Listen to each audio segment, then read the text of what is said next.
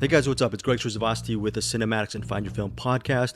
I am offering up 4 digital codes of this movie called Summertime. It's directed by Carlos Lopez Estrada. You may know his work. In 2018, he helmed the critically acclaimed Blindspotting, and most recently, he helmed Raya and the Last Dragon. Love both those movies. So he's the director behind this. One of the executive producers behind Summertime is actress Kelly Marie Tran, which is awesome. Also really cool. I interview Estrada and Raul Herrera. He's one of the actors involved in Summertime, and their interview is available on my YouTube channel, my Deepest Dream YouTube channel, and also the Cinematics episode as well. So anyways, this giveaway is going to be on my Cinematics and Find Your Film podcast. 4 digital copies available. It's a small window. As of this recording, it's Friday, August 27th. As of today, it's Friday, August 27th, 2021. The giveaway will end August 29th, 2021. Again, the giveaway will end Sunday, August 29th, 2021 at 5 p.m. Pacific time. All you need to do is be a subscriber to my Deepest Dream YouTube channel. And then after you do that, after you subscribe, or if you're already a subscriber, just email me at editor@deepestdream.com and just put in the subject heading Summertime Giveaway. You will be entered. And if you get a response back from me, 4 people out of all of the entrants will each receive a digital code. Again, by Sunday, 4 people will receive that code, and they will have about 26 days to download that Summertime code. Very, very cool film. I'm a Los Angelino since I was 10, so I'm 50 next month. So I've spent 40 years living in Los Angeles, and as far as LA set movies, this is one of my favorite LA set movies, just because of its really, again, interwoven narratives, very different stories of people talking about their life via their own spoken word poems and their work. It's just a beautiful work of art, from my opinion. And ultimately, actually, Raul Herrera, he has a very cool piece of poetry called Clouds. That's one of the many works that I really enjoyed in Summertime, and he talks about it in the Cinematics interview as well. All right, thanks again so much for your support. Sorry for the long intro. Here is whatever you're listening to, Cinematics or Find Your Film, enjoy it. Thanks again if you listen to both podcasts. Thank you so much for supporting me, Anderson, Bruce Perky, Eric Holmes, and myself, all that stuff. So really appreciate it. Again, Summertime, if you're not one of the 4 winners, or if you don't enter, just remember, Summertime, it's currently available now in various retailers, including iTunes, Apple TV, Amazon, Vudu, and Google Play. Check out Summertime. It's a great musical, comedy, drama, has a lot of real emotional moments, inspiring cinematic moments as well. Also, there's a complementary element to Summertime, which we get into the interview, and it's about this thing called a free curriculum called Get Lit, and I'll have information on the show notes as well regarding that. I know that's a lot to take. Enjoy it. Please enjoy the movie and enjoy whatever podcast you're listening to. Thanks again. Love y'all. Take care, guys. Bye. Hey, everyone. We're back for another week of Find Your Film, for the week ending Friday, August 27th, 2021. We have a bunch of movies to cover this week. It's going to be, how do you say it, Bruce Perky? A behemoth? A behemoth? How do you pronounce the word? It's going to be a behemoth of a show, or behemoth. Moth. Behemoth. Eric Holmes, what do you think? Eric? Behemoth or behemoth? Behemoth, right, Eric? What do you think? Yeah, it's a big one. It's a big one. Look, you know what, folks? Here's one thing I've learned in the last week. If you're running around in a mountainous area and you're trying to keep fit and you're jogging, make sure you don't jog at night, because you never know when a mountain goat or a goat mixed with the deer. Bruce, what is that? It might come chase you with a blood from its horns. Is that a behemoth or a behemoth? Or is that just a deer? A ram. How about a ram? Let's call it a ram. Yeah, you might. Yeah, folks, if you're trying to run around your neighborhood at night, you might be actually rammed by a ram. This is one of the movies we're going to be covering this weekend. Again, the aforementioned Behemoth. So we also have a movie that Bruce and I saw. It's called Together, with James McAvoy and, I gotta look at that, Sharon Horgan or something like that. She's very good. I'm mispronouncing her name as we speak. Sharon Horgan. She is very good. She was starring in a movie recently, and I said, wow, this actress, she's so good. She should be a lead in a movie. And lo and behold, a week and a half later, we all get screening links to Together, starring James McAvoy and Sharon Horgan. Eric Holmes tried in vain to actually watch it. What happened, Eric Holmes? What happened? The screener link expired. The screener link expired. And Yes. not to show my hand too much, but there was a movie I watched earlier in the week. Probably should have watched Together instead. Okay, yes. We're going to get to it together. In my opinion, that is going to be the big highlight of our show. Also, Bruce Perky and I will review Mosquito State.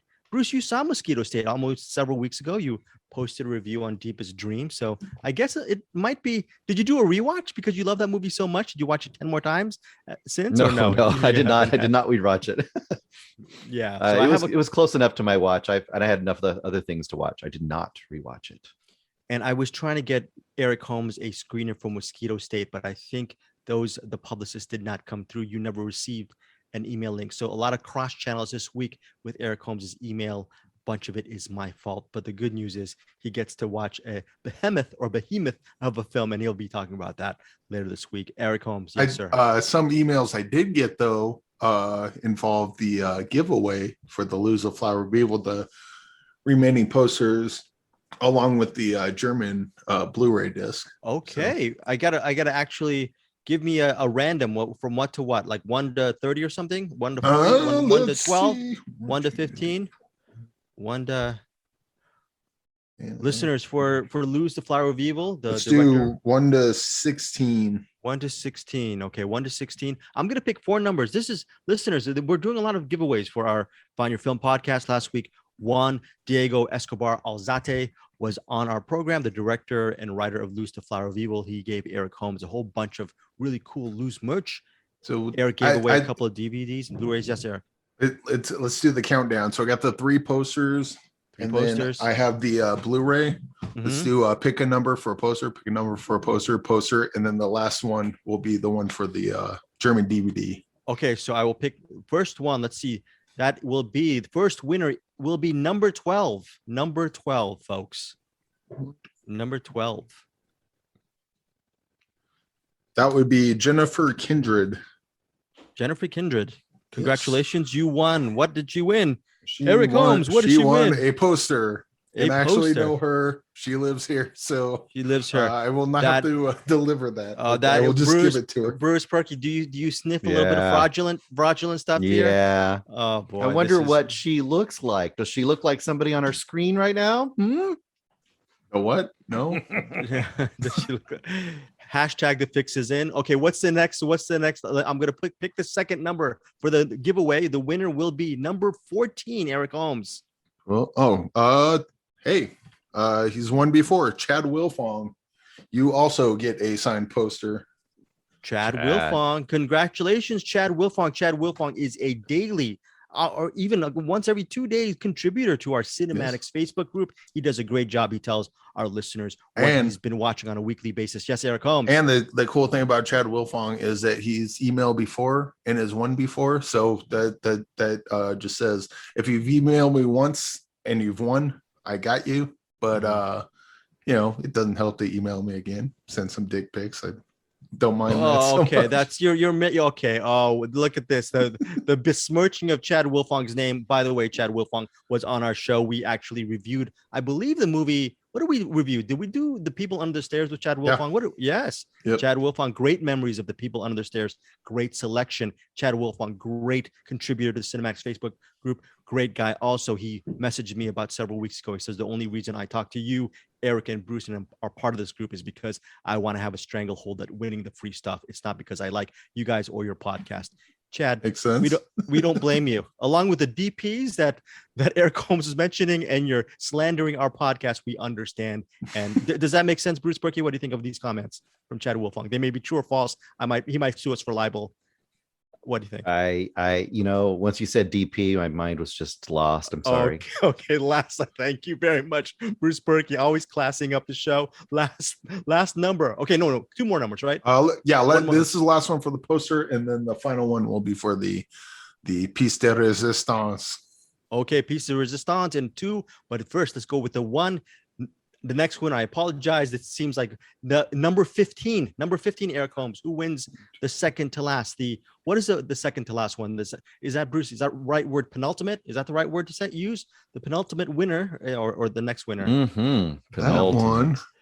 Okay, number 15, Eric Holmes, for Will Who's the be Flower of Evil? Yes. Tina Jacoby. Tina Jacoby. Yes. Okay. Tina Jacoby, I don't know you from the Cinematics Facebook group, but maybe, most importantly, maybe you might be a Lose the Flower of Evil fan. If not, if you're not a fan, you will be a fan after she gets what? What does she get? Show the screen. What does a penultimate winner get? Okay. A signed poster. These are not the actual sides are folded up, but the signed poster. Great. Yep. And also the last one, the final one, the piece. And tell our listeners, viewers, why this is the piece de resistance of Mr. Azate's collection. This is the German Blu-ray. It's a 3-disc limited edition, number 213 out of 333. Unfortunately, not 69 out of 333. I can connect. No. I got to correct this. Remember, I did a little numerology on this. No, I don't remember that. Let's Bruce. do the numerology. 213. So that's 2 + 1 + 3, which equals 6. Out of 333, which is 3 + 3 + 3, which equals 9. That's very interesting. So this makes this even more special. But it comes with the German Blu-ray. You're still gonna have to watch it on, unless you understand Spanish or German. You're still gonna have to watch it on like Shudder or Amazon, or maybe just buy a DVD. But it does have the soundtrack included in this, which is awesome, fan-freaking-tastic. And also, only 333 copies were made, very limited edition. Thanks again to Juan Diego. And as Bruce mentioned, it did the numerology. This is disc number 69. Dun dun.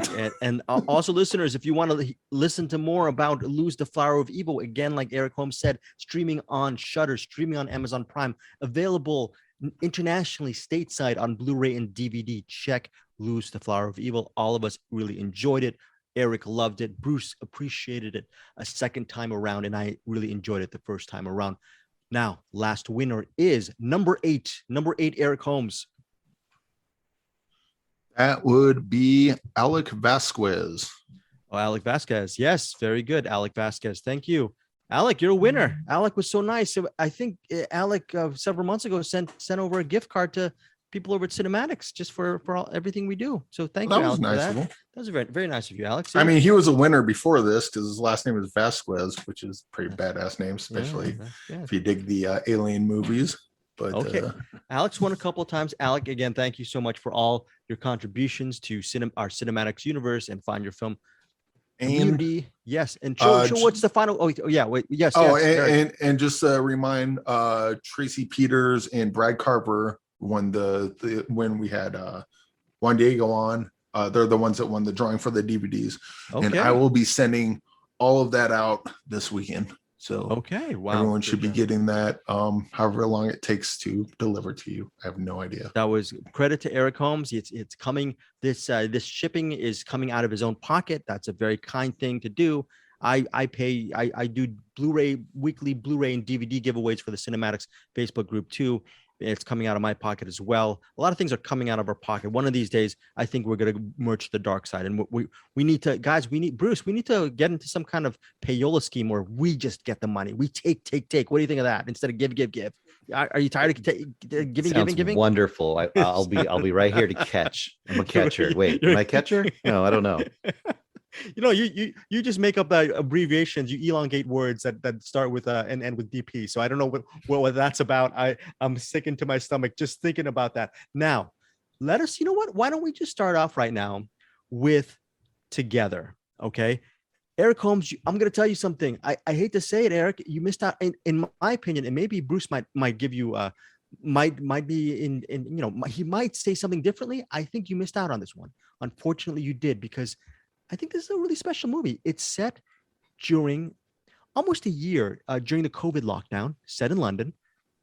And it centers on James McAvoy and Sharon Horgan. And they are a married couple. They can't stand each other. They, in fact, hate each other to the nth degree.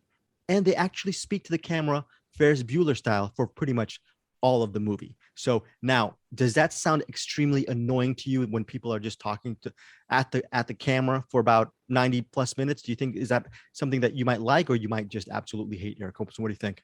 It sounds like watching our podcast on YouTube, the video version. Okay. Oh, very good.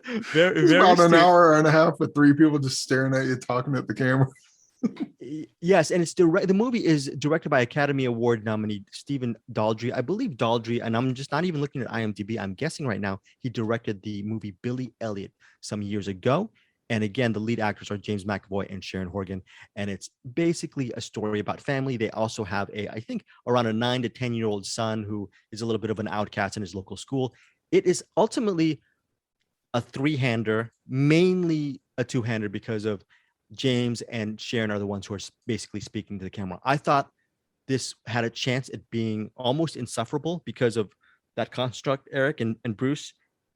I ended up really, really loving this movie. At the end of the movie, Bruce, I was wondering, I wonder what Eric and Bruce are going to think. And Bruce, I was wondering, maybe you found this insufferable as well, or maybe you found it as really interesting as I did too. Well, I'll tell you the notes I wrote when I started watching this. The first word I wrote was insufferable. The second note I wrote was entitled lockdown angst. The third note I wrote was like being cornered at a party by a bickering couple. But then about 30 minutes in, it started to grow on me. So I would say this is, remember how I kind of reacted to Annette? I don't think it goes to the heights of Annette by any means, but I had to get into the groove of it. And I think some people will never get in the groove of this movie, probably. I mean, they just won't get past that kind of that artifice, which is basically two people kind of breaking the fourth wall a lot.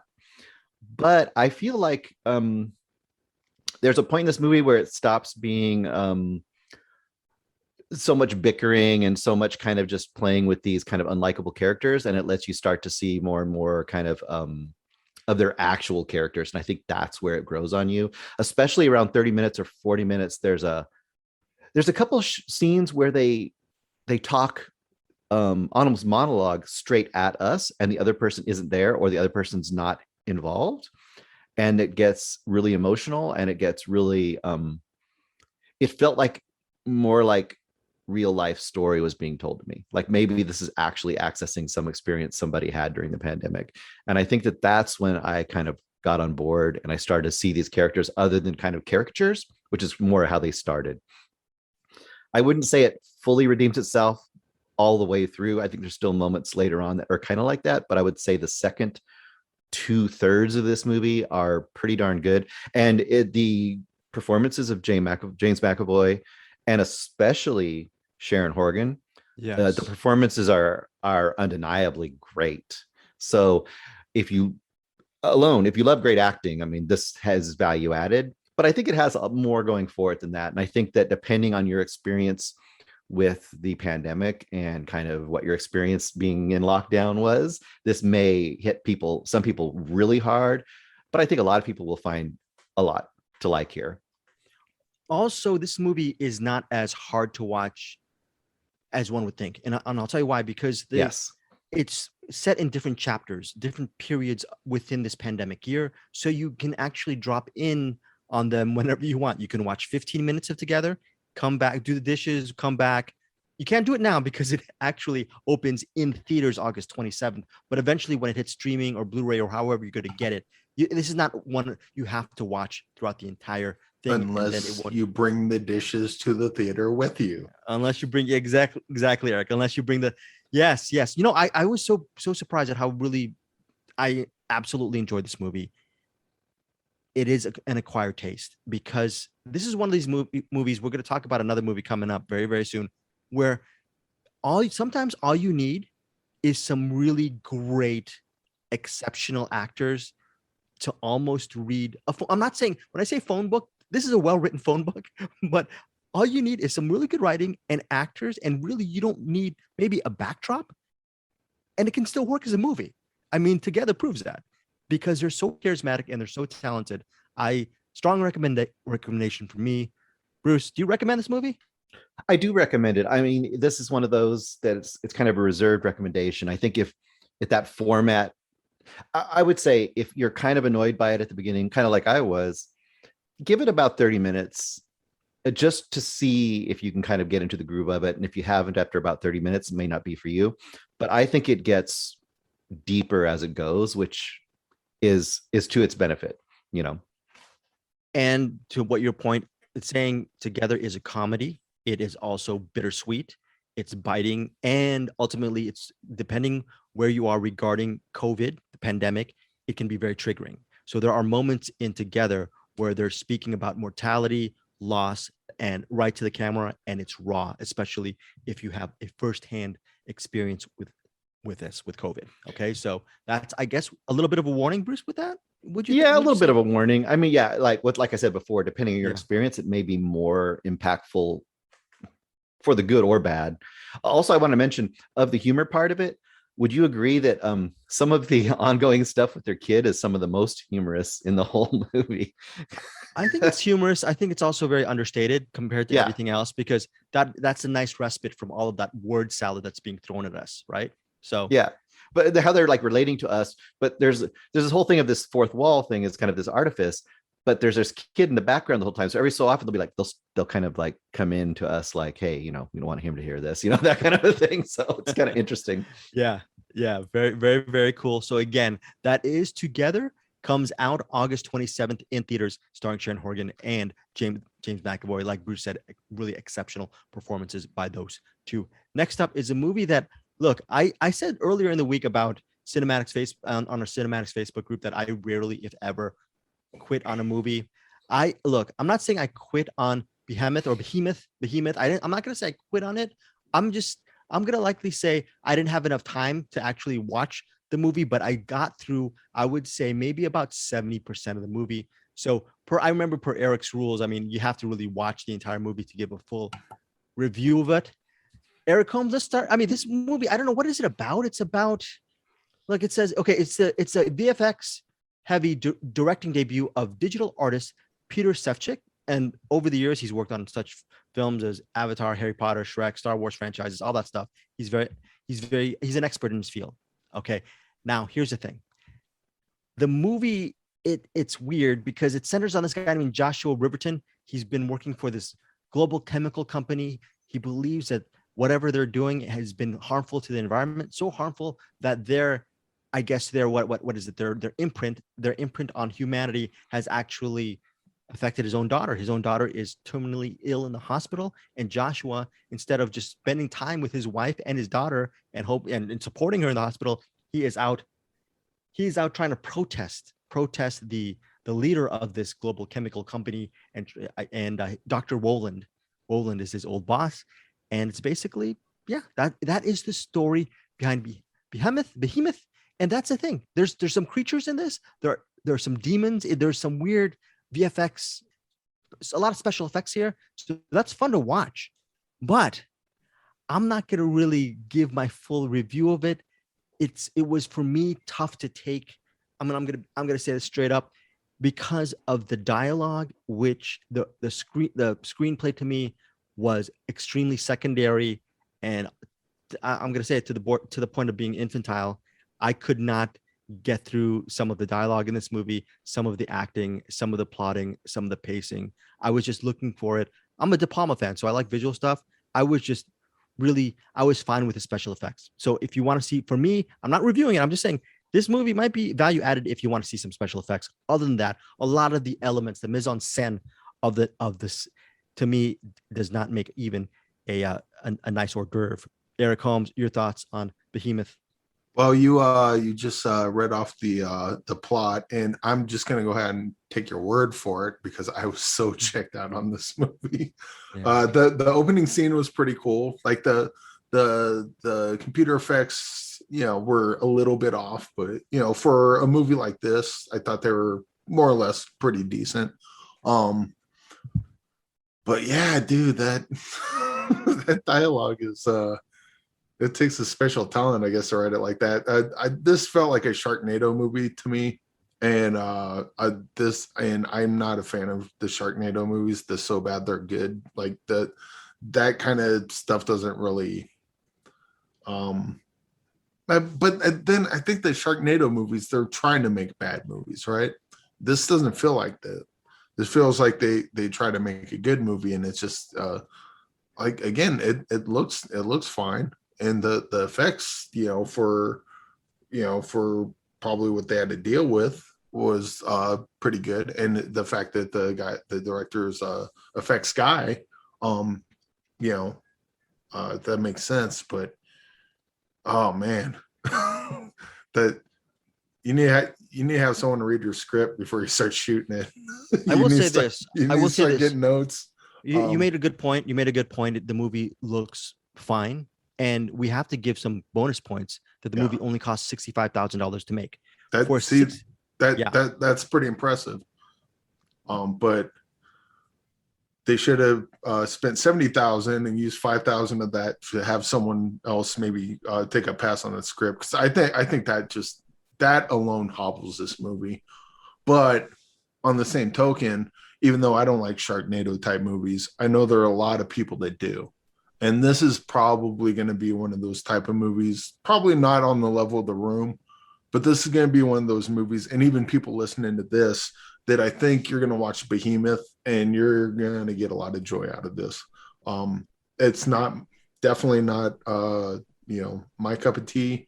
And I don't like movies like that. But if you're the type of person that likes watching a movie and laughing at it,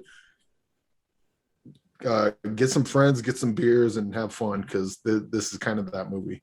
Unfortunately, I think the filmmakers have talent for sure, for especially for effects. I just don't know that it's in there for definitely not there for writing. And I don't know. Good luck to them, but this was not for me at all. Bruce, there's a section in the movie where someone gets run over by a car, and I thought that was really, really funny. And I wish there were more moments when it was so tongue in cheek, and when you know that you have a threadbare story, just go for it. Just make it silly and ridiculous, because that was an intentionally ridiculous scene. And I feel that they tried to get there at certain points, but they didn't go full bore on it. That's what I felt was lacking. What did you feel about this movie? Yeah, I think you're right about that. And I agree that that scene was quite funny. I'm not fully sure it was supposed to be either. I kind of get the impression, sort of what Eric is saying, that it wasn't, unlike Sharknadoes, which are intentionally over the top cheese. I think that a lot of this wasn't necessarily the case. This feels to me, we talk about the effects, this feels to me like a movie that was made backwards. Like usually when you make a movie, you say, I have a story, I have an idea, and then I'm going to see if I have enough resources to make that idea come true. This seems like a movie that started out with, I can make all these cool effects, and I've got all these cool effects ideas, and I'm going to try to make a story that includes all of those, because it's almost like a special effects reel. And that is kind of what we're all talking about, is the story itself and the acting too. Like, hey, I'm gonna get my friends together and we're just gonna make this, because I mean, once again, we don't like to bash on small, indie movies and stuff, but the acting definitely, I mean, there's some moments where they're supposed to be acting like scared, like they're running away from a creature. And it's just like, you get that feeling of, with CGI, you don't want to have this strong feeling like this person knows there's nothing there, and you kind of get that feeling like they're running away, and it's like they're looking over their shoulder. They're not as scared as they should be by what they're being chased by. This is some giant demon spider. It's like, I think I'd be a little scared of that if that were happening. Now, and go ahead. I want to go back to that giant demon spider. That thing did look pretty fucking cool. It did. It did. And once again, like we all have agreed, there's some pretty cool looking stuff. There's a thing with a ram, a mounted ram on a wall, and there's kind of a final reveal we get about that. And even though it was kind of goofy, it was also kind of cool, and I kind of liked what they did with that. But the story, and this is my biggest problem too, kind of getting to what Greg is talking about. The first third of the movie is kind of becomes this rollicking, crazy, awkward road movie. Kidnapping road movie crime thing, right? And it's not great, but it's kind of entertaining and it moves. But the minute they get to this hotel, it just shuts down and it becomes immobile. And I understand you've got issues with probably financing. You can't get a ton of locations and all this stuff. But the minute it just sits into that hotel room, I mean, it becomes deadly. To me, I just, the fun kind of got sucked out of it at that point. The wrap up is all over the place. I don't want to give up too much away, but obviously in the ending you want some kind of money shot. The money shot is there, but the way the money shot is framed within the whole entire fabric of the narrative, it's just so convoluted. It's just my goodness, like, whoa, cool shot. This was awesome. How are you fitting this in? Oh, you did it this way on what? So a lot of nonsensical stuff at the ending, which it's like putting a really cool shot or cool moment and just throwing it in a very arbitrary fashion. And I think with what they did with and again, I didn't know the budget, but after hearing it and thinking about it, if they get a script that isn't as bad as this one clearly was. I mean, I haven't read the script, but just based on the dialogue they've been saying, that's the biggest thing about this. Like but these people, these filmmakers get a script that's like really tight, really polished. Had some people read it out loud a couple times before they started shooting it. That sounds a little weird. Yeah, let's go ahead and change that line. So and so, do a couple rewrites. I think they could make something really cool, because where they have a leg up is the effects, and the effects for what especially for what the budget was. The effects are pretty fantastic. Now they know what the budget was. And there's some cool stuff in there, but I mean, would someone say that you can make a bad movie from a good script, but you can't make a good movie from a bad script? And I think that might have been that's pretty much what ruined this movie from this. It was doomed before it began, but maybe not, because if this turns out to be a room thing, then the movie's going to be a hit, and hey, good on you for that. But I would like to see these filmmakers do something with a more solid script, because I think they have a good movie in them. I mean, there's definitely talent there, but I mean, this wasn't it, obviously. Well, again, this movie was self-financed. Give props to Peter Safchik for that. We just all did not like, unfortunately, Behemoth.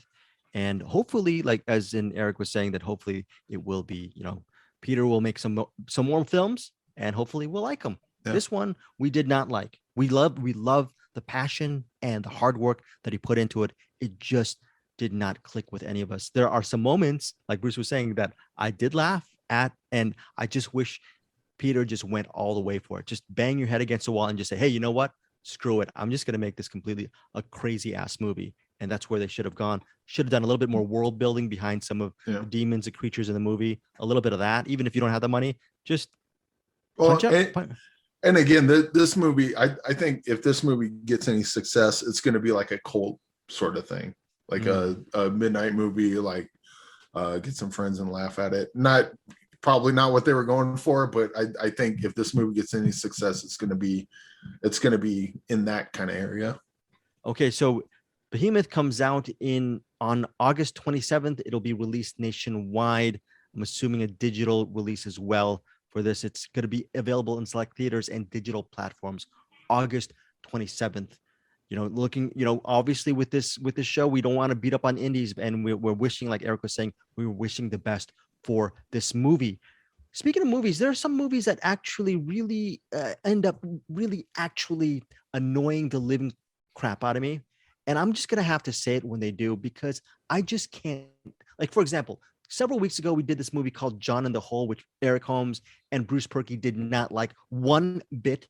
And I was so mad at this movie, John in the Hole, for about almost all of the movie. And then suddenly I flipped the script. I ended up kind of liking John in the Hole. Mosquito State, Bruce Perky wrote a review. And I'm not going to spoil it. Bruce is going to give his own review here on the podcast.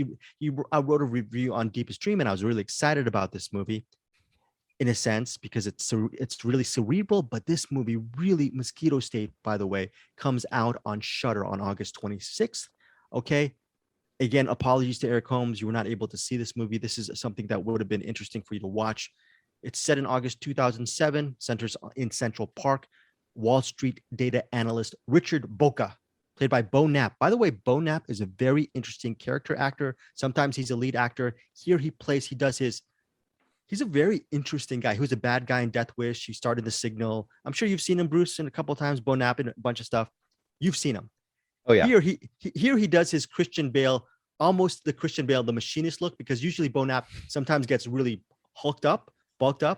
This one, he's very slim, slender, almost emaciated. He plays Richard Boca, data analyst. He's an antisocial guy. He is, even though he's not good with people, he's good with creating algorithms, which actually helps, I guess, whatever company that he's working with, his Wall Street company he's working with, he helps the people make money. He's basically the golden goose of the company.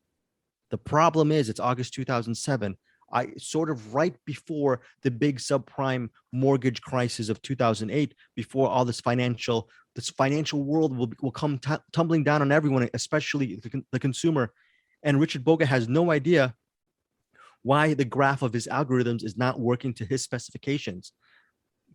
Couple that with one mosquito that actually enters his beautiful penthouse apartment. By the way, he doesn't just own the penthouse apartment, he owns the entire floor of that building. So he has a very intricate relationship with the mosquito. And then he strikes up a friendship with this wine bar waitress or hostess named Lena, played by Charlotte Vega. Charlotte Vega, if no one knows, she starred in this movie several years ago that I loved called The Lodgers, which I believe Eric Holmes and Bruce Perky have yet to see. Very, very good movie. Charlotte Vega is solid in this movie. Wish she had more to do. So that's basically the story of Mosquito State. Ultimately, it's a Kafka Cronenberg-esque type of movie. When you think mosquito, with Kafka, just replace cockroach with mosquito. Richard Boca, eventually he actually submerges himself within the world of mosquitoes, and you slowly see him gradually either deteriorate or maybe mature into a butterfly. You don't know what's going to happen. Also, without giving too much away, there's a reason why I say Central Park setting instead of saying New York. Central Park plays a hand as well in the narrative of this movie. This movie is what we like to call a slow burn. When I mean slow burn, it's 100 minutes. And for most of the movie, I was darn frustrated, but I flipped the script, because then I started thinking about the thematic, the plot line behind the movie. That I was thinking about the analysis, what the movie was entirely about. And then I came to a conclusion, like my own interpretation of what the movie was about. And I actually give this movie credit for making me think. But again, it's a slow burn of a movie. I actually recommend Mosquito State. Really good performances from Bo Knapp. I really love seeing Charlotte Vega. And yeah, so I enjoy this movie, but my caveat is it takes forever. Olivier Martinez also stars there. He's the boss. It takes a while to get there. Bruce, your review of Mosquito State. Yeah, I'm pretty much with you. I like the mood it gets into, but it's slow. I don't think it doesn't quite pay off for me fully. I think that I was expecting a little more to happen. I was expecting a little more body horror to happen, because it kind of sets it up like that might be the case. And I don't think that the actual ending kind of finale is quite spelled out enough for me, or maybe I'm just too stupid to quite get it all. I think I kind of get it, but I don't, because there's like a lot of metaphor going on here. Right. But what I would say is, to me, it's stylish enough. And we didn't talk about the cinematography at all and kind of the design of this movie, but it's pretty striking for what can't be a huge budget on this movie. And it looks pretty damn good. I don't know if you agree with that. Well, look, I'll tell you, whenever a movie starts with, you're actually introduced to a movie not by Bo Knapp. You actually follow the life of a mosquito for about 4 to 5 minutes at the beginning of the movie before we are actually introduced to the main character. That's gutsy. So I think ultimately this is a pretty gutsy film for where it wanted to go. It could have been a lot more body horror. The ending could have been a lot more spelled out. That's a creative choice that I think is a huge gamble. It's either going to work for you, or, like you were saying, it's not going to pay off for a lot of people. Yeah, I think this is one of those movies where it's like, it's the if you like those movies where someone is kind of having this isolated deterioration and it's done in a really stylish and interesting way, some people will love this movie. I think I like it. I don't love it, but I like it. And I think some people are going to wholeheartedly love this movie. And I think what I said in my written review was I could see this director with a little more budget and a little more of a well-rounded script making something very, very striking in the future. I could see some good stuff coming out of it. And last thing I wanted to say was, I also want to say Richard Boca's performance is really interesting because Bo Knapp. Yeah, I call him by his character name. Yeah. Bo Knapp's performance is really interesting because he is like so awkward, and I think, and he's kind of like this, instead of being all the really smarmy and smug characters of American Psycho, take that exact same setting pretty much and throw this super awkward character, but the one that they have to have there because he's really, like you said, he's their moneymaker. And it does create an interesting dynamic. I almost wish there would have been a little less of his isolation and a little more of his work interaction, kind of seeing those two parallel lines a little more evenly split. I think that could have been a lot of fun. But I think it's decent. I think I'm also going to give credit because the Richard Boca's character and the Lena character played by Charlotte Vega, beautiful young woman. She is interested in his world. We all know where that's going. They could have, the director and co-writer Flip Jan Rimza could have actually led us there, but without giving too much away, I really enjoyed where their relationship goes. And yes. I thought huge. And like you were saying, there is metaphor. This movie, I think it's a lot more value added for people who want to unpack certain things and can steady themselves during the slow burn ride. I think Mosquito State has a lot to offer, but my warning is there may be moments that will frustrate you along the way. And yeah, I definitely took a look at my face and all the bumps around my face after watching Mosquito State, and I made sure to kill a lot of gnats whenever I see them. Some of it's a little bit disgusting. Yes, Bruce. Oh, last thing I'd like to say is I don't know if you agree with this too, but I also always want to give credit to a movie like this that's not huge, that's really unique. Like I can't think of movies this doesn't really quite fit into any kind of category or genre. You could say horror or whatever. This doesn't, I can't think of any movie that's quite like this. And it doesn't ape, and it does not ape David Cronenberg. It is not an ape. Yeah. It could have easily done that and actually gotten a lot more gold coins in the process, but they decided not to do it. And yeah, credit. That's very good. So solid recommend for me and slight recommend for you, Bruce, for this. I'd say it's a medium recommend for me. I wanted a little more from it, but I think it's going to get some real fans. I have a feeling. Okay, so would love to hear what Eric Holmes has to say about Mosquito State coming out August 26th. Maybe I might I might re-request it for you and see what you think of this next week. Well, isn't that coming out on Shudder? Shudder. Mm-hmm. Yeah, I'll just watch it when it comes on Shudder. Okay, yeah, it comes out on Shudder again on Thursday. So August 26th for Mosquito State. Again, listeners, be like me. Watch Mosquito Coast on Shudder on Thursday. Yeah.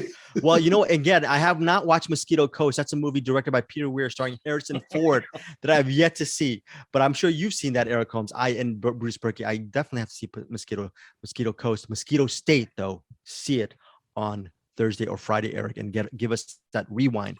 And there's another movie called Together with Kevin Farley that premiered on MTV back in the day. Go check that out because that movie spelled the number 2 together. Very good. Okay. Sweet. Suddenly, Eric Holmes is not following the Find Your Film world. He's suddenly turned into Bizarro. He's going to go in a Bizarro universe where he's just going to watch alternate titles from here on forth. In fact, what do you guys think? Well, just when we review movies that have the same name, maybe Bruce, you and I will review the movie that's running, and Eric will just do the undercut and do the 2 trains running at a different, Can I give a quick review of Eric's suggestion?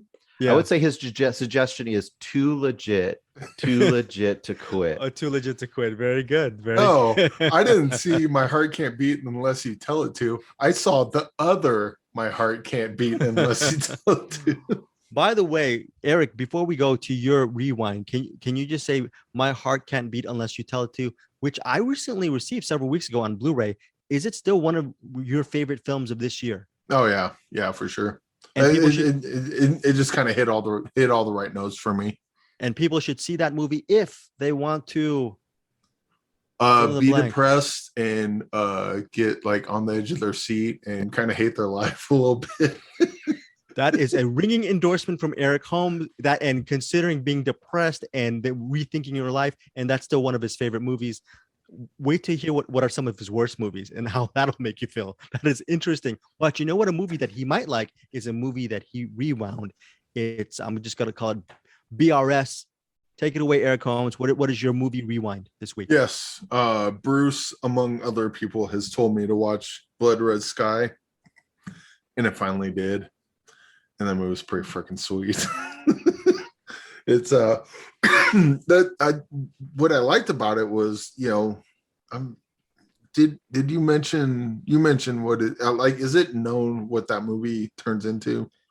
I think I just mentioned the most basic thing that people mostly know about it is there's a certain kind of creature in it, and that is on the poster and everything, but I mentioned it very vaguely, and then I didn't get into much detail after that. This movie does a great thing. It knows when to be fun, but then it has moments of like real heart, with or like real dramatic scenes. And I love when a movie can do both. You're the silly, action movie on one hand, and then it's like, you know what? Let's pump the brakes a bit. Let's take a moment here to stick with these characters. Now, the movie doesn't make sense. That plane that they're on is freaking enormous. I like, even looking at it from the outside, I'm like, I don't know. It doesn't look like a 16-story building. Crawling underneath it. There's like multiple floors. Yeah, I don't know. Yeah. I mean, you could pick this movie apart as far as like not so much plot holes, but just like weird geography or just like stuff that doesn't quite make sense. But I think this is a case where the movie itself is so good that you kind of like the Quiet Place movies. Although A Quiet Place is much more egregious and it still manages to be good. This one not quite as egregious as Quiet Place, but yeah, it's fun, and then it's got its moments. And I love what's the name of the main character? Nadia. I don't have it written down. Nadia, played by Perry Baumeister. Is that her? She is fantastic in this. Okay. And yeah, I like I'll just say she's fantastic in this. She has kind of dual roles, and she kind of slips back and forth into them almost like without thinking about it. It's like she's not even acting. She's just kind of that's who she is. Okay, Eric, I have a question for you for Blood Red Sky. Okay, tomato meter. Maybe you can chime in too, Bruce.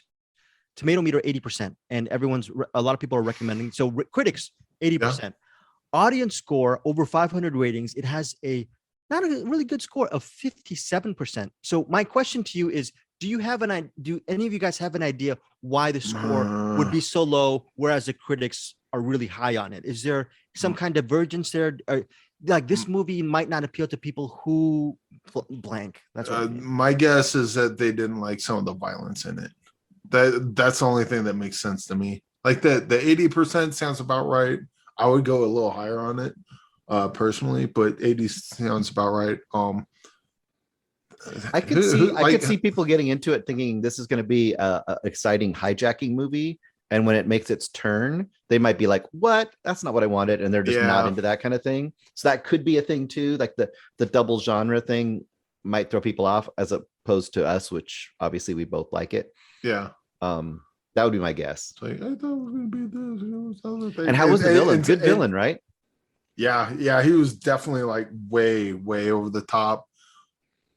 I just kind of want to do a spoiler on this because and the thing I'm holding back on is probably you can figure it out just by the time you click on it, because it's playing on Netflix, so when you click on it, you're gonna know what the thing is. Oh yeah, sure. But I don't want to be the guy. Yeah. Oh, that's really cool. That's really cool. I mean, so, they've already mentioned in the plot summaries, but I think let's just assume a person who's listening has not clicked onto the plot line or trailer for Blood Red Sky, there is a little bit of a surprise. But Eric, you really liked the pacing. It was tense. 2 hours and 1 minute didn't drag for you? Oh, I thought it was like an hour and a half. Good. This movie just flew by. Yeah, again, the action was great. It was fun when it was supposed to be fun. And it was sad when it was supposed to be sad. And it just kind of, it did a little bit of everything, and it did a little bit of everything well. So okay. So that was this would be a strong recommend, unless you're in that 40% that hate it. Then I don't know what to tell you. I thought it was pretty that's good. weird. Yeah, that is weird. That is weird. And again, that is Blood Red Sky. Bruce, any final thoughts on Blood Red Sky? You just pretty much co-sign on what Eric says.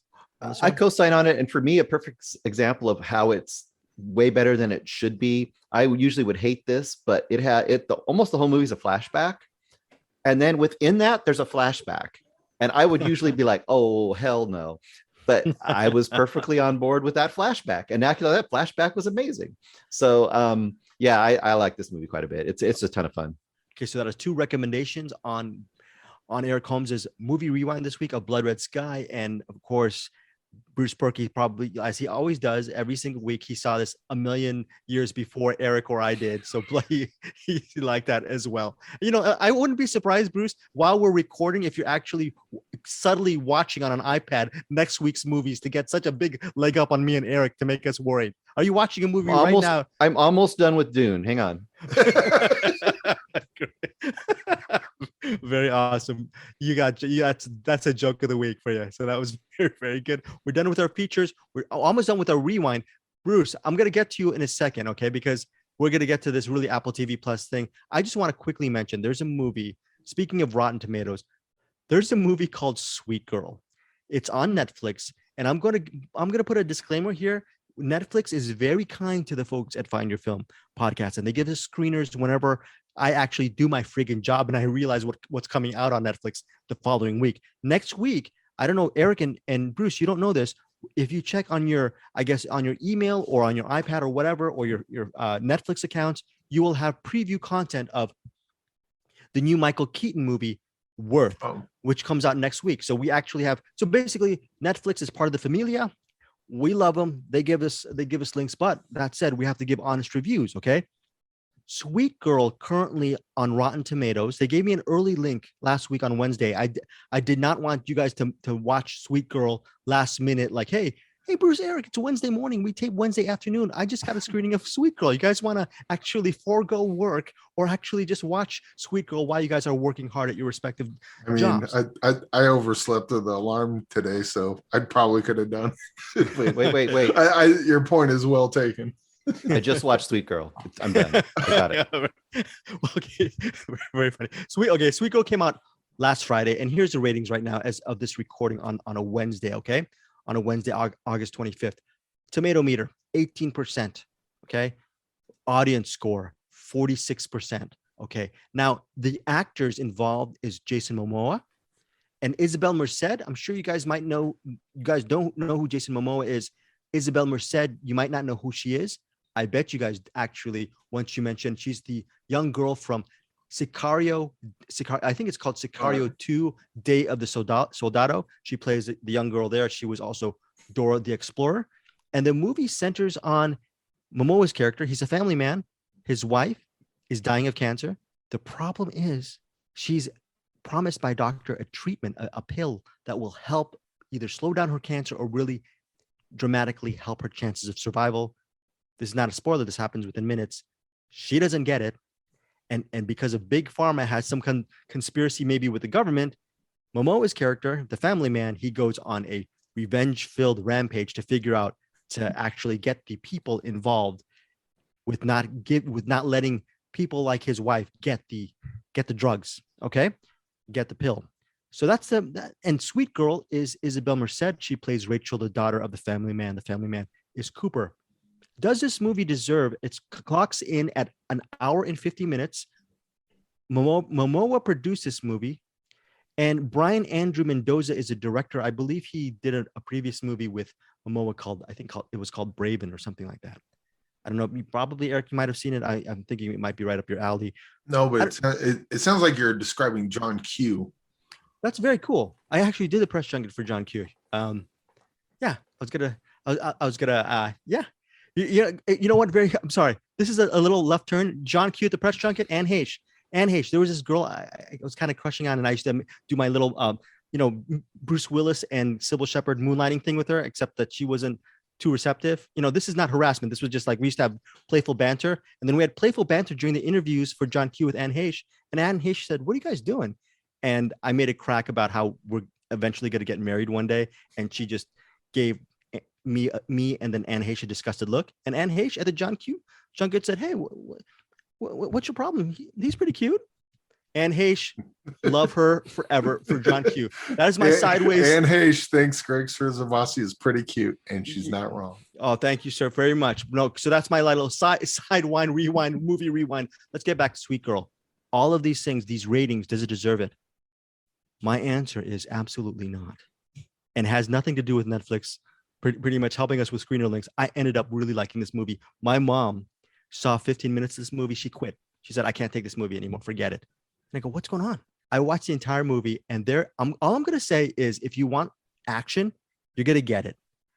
There is something about this movie that I cannot say that you're either going to really love, which I did, or you're absolutely going to say, "Greg, you are the biggest idiot among the Find Your Film crew, and I will never listen to you again." But I will say this right now, listeners, viewers, give Sweet Girl a shot. There is something that happens which I really liked. I know Bruce, if Bruce sees it, he's going to say, "Greg, you moron."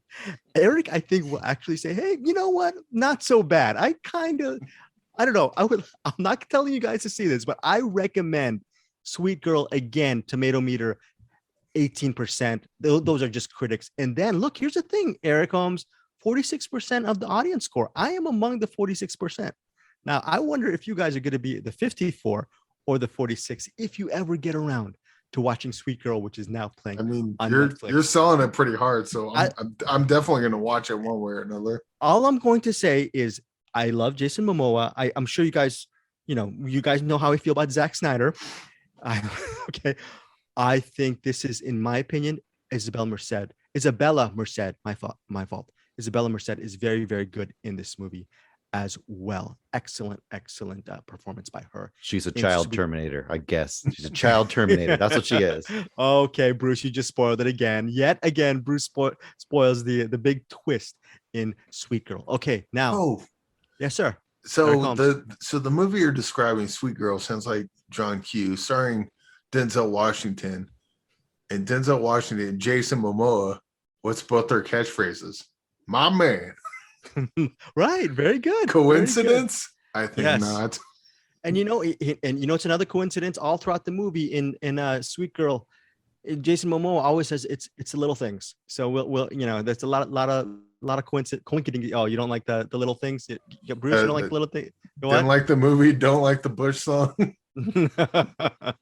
Okay, final rewind, and I'm so glad that Bruce picked this. Bruce, tell our listeners, viewers, what you got for your rewind. Apple TV Plus. The movie is Coda, which is child of deaf adults or children of deaf adults, I believe. Yeah. Mm-hmm. Directed by, is it Sian or Sean? How do you say that? Sian. I think it's Sian. Sian Hater. So, and you already kind of talked about it. I thought I'd go check it out.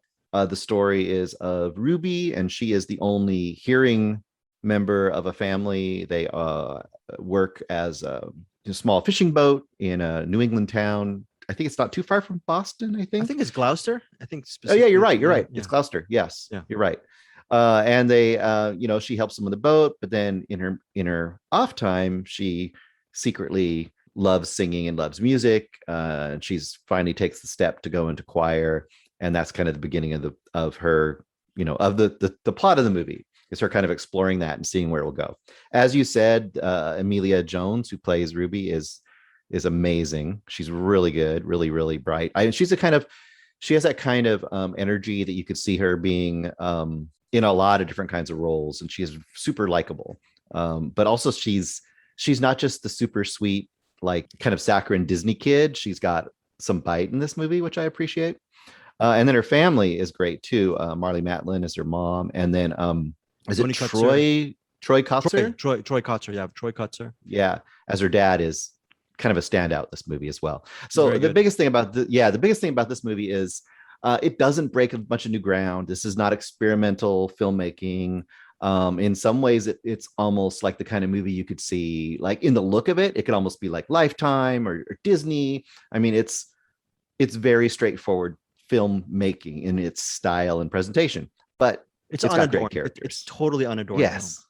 Yeah. Yeah, it's not trying to call attention to itself. It's not trying to be experimental in its like editing or its, storytelling format or anything, but it's got characters, and the characters are so great and so fully fleshed out and so lovable that even though a lot of the beats are versions of beats that you've seen in movies before, it just works. I mean, you root for the characters, you love the characters, and you like all the characters. You like her family. And I was watching this, I was kind of thinking to myself, like, what is this comparable to? Because you could think of, there's a lot of movies where it's like, inspiring music teacher gets the kids, or inspiring teacher gets the kids to, like, come out of their shell, or some version of that. But I was thinking of it as I was watching it. And to me, this is more comparable to something like Breaking Away. Have you ever seen the movie Breaking Away? I have not. Yeah. Breaking Dennis Christopher, I think. Because Breaking Away is all about a family that does love each other, but one member of the family, and they're all kind of outcasts. They're not like the cool people in town. And then in Breaking Away, it's all about him having a kind of an obsession that's not necessarily the path he's expected to take. And that is, therein lies the kind of the tension of the movie. And same thing here with her and singing. And I got to say, there's some moments later on where they play with the idea of hearing and not hearing. And it's meant to be emotional, but it's not saccharine. It seems really honest and really earned. And I really love this movie quite a bit. Yeah, I was surprised how much I love the movie. Again, we have to also mention Eugenio Derbez plays the teacher, Yes. the music teacher, who is going, what Bruce was saying. He's not a saccharine teacher. He's actually an irritable teacher. His time is very precious. Do not waste the time of Bernardo Villalobos. I believe that's his last name, played by Eugenio Derbez. And No, also, It's yes, sir. Bernardo. Bernardo, yes. Yes. And then also Miles. Miles plays the other person in her choir who is very talented as well. And he is played by Fredia Walsh-Pilo. You might recognize him as the lead actor from Sing Street. Okay. Yep. And yes, and Emilia Jones, I think this is a star-making role for Emilia Jones as Ruby Rossi. I was surprised to find out that she's British. Yeah, that's amazing, right? I believe she's British. She has a British accent. So she's very, very good. Excellent movie. Eric Holmes, you must see Coda. 96% tomato meter, audience score 95%. It will make you. This is the tear up. same. This is Tear the up. same tomato meter that gave Blood Red Sky the score that it did. So I That's don't very know good. that I can really take that too seriously at this point. I have a feeling it's an hour and 51 minutes. It doesn't feel like an hour and 51 minutes because it's really jam-packed with some really good stories. By the end, I wouldn't be surprised if you get a little bit dusty. You get a little bit teary-eyed there, Bruce, or? Yeah, it's a little emotional towards the end. A couple scenes. I'm not going to say what the scenes are. I feel like a lot of people get dusty at the very end kind of a scene. I got a little dustier more towards the scene that's just between her and her dad. Oh, That scene, I thought that was beautiful. That is a beautiful, beautiful scene. Very good. Yes. Again, Coda is playing now on Apple TV Plus. If you have not seen this movie, don't even be part of this human race. This is a movie you must see. My brother-in-law has seen it. He really loved it. My sister saw it. Everyone loves it. Eventually, my niece Claire, when she gets of legal age or legal tender, what is that? Legal tender, legal age. She's going to see Coda. Bruce and I love it. And Eric Holmes, once he gets to see Coda, he's going to love it as well. I'm just going to say it right now. Okay, so that is our movie rewinds for this week. Now, you know what? I did a great job. I think I'm going to pat myself on the back. I thought I did a great job last week of introducing something, but I think as great as I wasn't as good as Eric Holmes. So Eric Holmes, what are we going to do? What do we do every week? Well, we usually, Bruce usually goes into the box, but before that, our friend Pete does something, and I usually have to ask him before he does it because he's a little shy. He's a little shy and just didn't like to come out and do it. So, yo, Pete, drop that beat. Who's in the box? What's in the box? You lie! No! What's in the fucking box? Very cool. Very, very cool. All right. What you guys got? Well, because I know Eric watched it as well, we have the suggestion from Mr. Oh my God, give me his name. You have his whole name off the top of your tongue. Juan Diego Escobar Alzate. Thank you. He suggested the 1970 movie Valerie and Her Week of Wonders, directed by Jaromil Gines. I don't know. Czechoslovakian name. Excuse me. Nailed it. Thank you. I know I did. That was perfect. And boy, this is a movie. And this is when I watched this movie, and I'm sure Eric probably had a similar reaction. I was like, oh yeah, this makes total sense that he would suggest this movie. This absolutely fits. It is, oh boy, how do you describe this? When I was watching it, I kind of thought it was almost like if you had a giallo version of Alice in Wonderland, but made by Hammer with some surrealistic craziness going on. It's something. It's kind of a fairy tale in a way about this young girl, and she's living with her grandmother. Her parents are gone, and boy, there's a polecat, which is a vampire. I'm not going to make any sense when I tell the story. Help me here, Eric.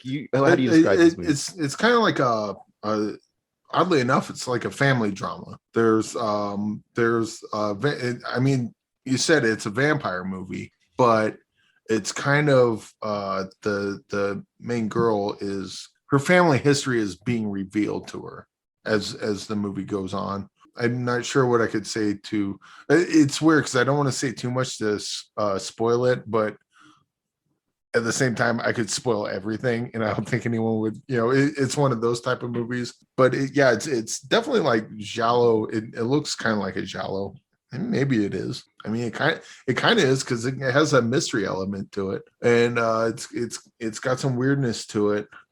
This movie's dated for sure. Probably could be updated a little bit, maybe not. Because it's a neat enough kind of movie. I'm trying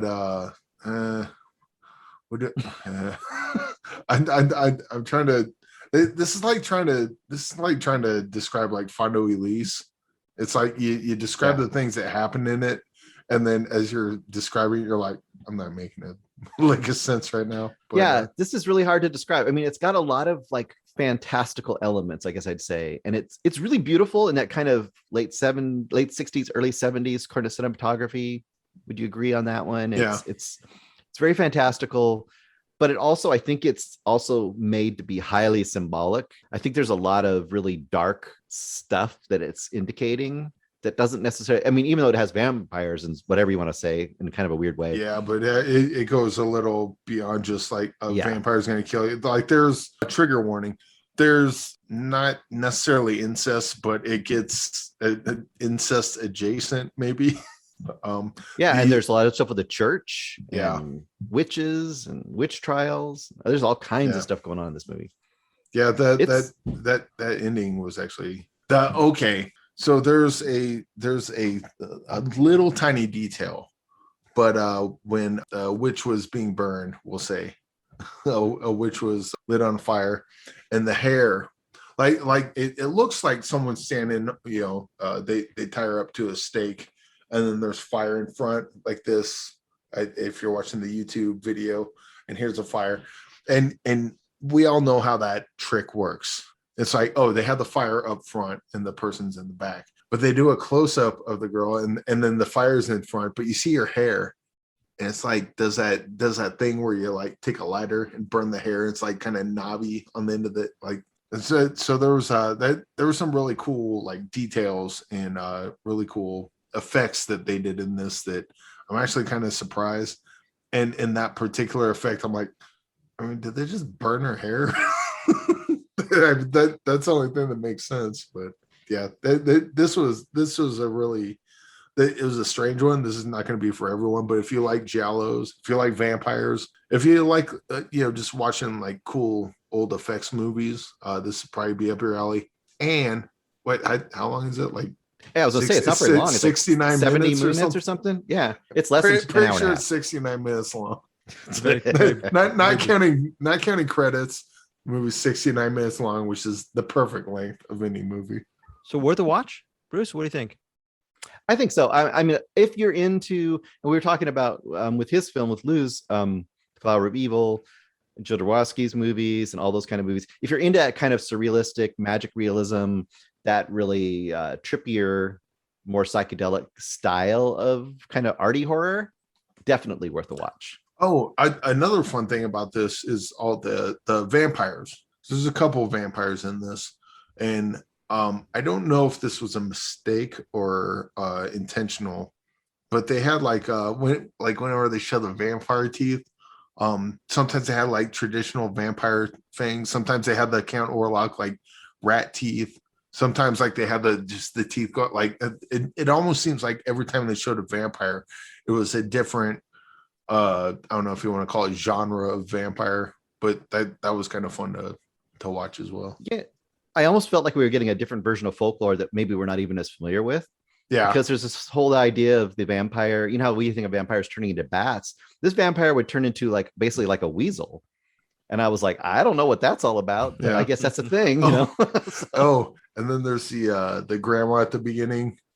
Yeah. When I first started watching, because it's Valerie in her Week of Wonders, I was expecting something like Wizard of Oz or Alice in Wonderland, Right. based on the title. I was not expecting vampires to jump in, which now that I'm saying that, we probably shouldn't have even mentioned that, but you kind of have to. It's pretty quick. So yeah. I don't think you're... But like the grandma comes in and she's got like the is this movie black and white? It feels like it's black and white, but I don't think it is. But No, anyway, it's color. So anyway, the grandma's got like really, really white makeup on. And at this point, I don't know that this is about vampires just yet. I was like, man, that makeup job sucks. And then the movie goes on, and then I finally figure out what time it is. I'm like, oh, the grandma's a vampire, clearly, because her face is just, painted, and that was kind of a weird choice because the character I don't think knows yet. But I'm sitting here watching, going, dude, it's so obvious. I mean, look at her; she looks dead. But yeah, I would check it out. Worst case scenario, you don't like it. It's 69 minutes long. Just give it a shot. Okay, so that is Valerie and her Week of Wonders, provided out as Bruce's What's in the Box pick and co-seen by Eric Holmes. Now, thank you, Juan Diego Escobar Alzate, for that pick. Now, Bruce, it's time to pick for next week. What's in the box? The box is getting kind of lean. It's getting kind of lean. Let's see what we got in here. Getting out a slip of paper. Opening it up. If you can email me at hamslime@gmail.com. You can also send a movie for me to tell Bruce to put in the box. Just throwing that out there. Yes, go email Eric Holmes at hamslime@gmail.com or bruceporky@gmail.com as well for those recommendations. So this is a former interviewee from Eric and I, Sally Collette from yeah. I got so excited and knocked my glasses off. So she had suggested, and I had never seen this movie, and when she suggested, I was like, great, let's put that in the box. Eddie the Eagle. Oh, Eddie. I've never seen Eddie the Eagle. Have you seen it? I never have either, and I've always wanted to see that movie. Eric Holmes, have you seen Eddie the Eagle? Nope. Okay, done. Anderson Cowan, our buddy over at Cinematics in the Film Vault and After Disaster, filmmaker from Groupers. You almost called him Anderson Cohen. Anderson Cowan. Anderson Cowan, our buddy. He's a big fan of Eddie the Eagle. So I guess for next week, me and Eric, we're going to join Bruce for Eddie the Eagle. We're excited to see Eddie the Eagle. Thank you, Sally Collette, for that recommendation. Bruce's What's in the Box is getting empty again. Email Eric Holmes and Bruce Perky. Eric's email is hamslime@gmail.com. Bruce Perky's is bruceperky@gmail.com. And before we go, Eric, you want to say anything to our listeners, viewers, before we go? Thanks for listening. And again, I'd like to thank Juan Diego for joining us last week. That was very fun. And go check out Lucid Flower of Evil. And you know what? Go check out Blood Red Sky. I don't know why half the people that watch it hate it, but they're wrong. And on my end, and you'll be right. Yeah, on my end, please go give Sweet Girl from Netflix a shot. And then after you watch it, you can email me at editor@deepeststream.com. And in all caps, you can give me your response to my review of Sweet Girl if you want. And as after, well. Again, and after you tell Greg how much you hate him for making you watch Sweet Girl, tell him a movie that you would like Bruce to put in the box as well. very, very good, Eric. Very efficient on that measure. Also, after this recording, either we're going to do this now or maybe later. I don't know. I think we might do this now. I don't know. I'm thinking of it. Friedkin, we're going to do a William Friedkin Redux. It's going to be a very mini pod where we're going to review just one amazing movie called The Hunted. And we're also going to review Jade. Okay, so Bruce, anything you want to say before we get out of here? I just want to say, as everyone else has already said on this show, my box is getting really empty and I really need you to give me some stuff for my box. So please fill my box up. We are a clean show, even though our rating is explicit. With that, folks, we'll see you next week here on Find Your Film. Very good. Bruce, DP, as always. Later. You rat bastard.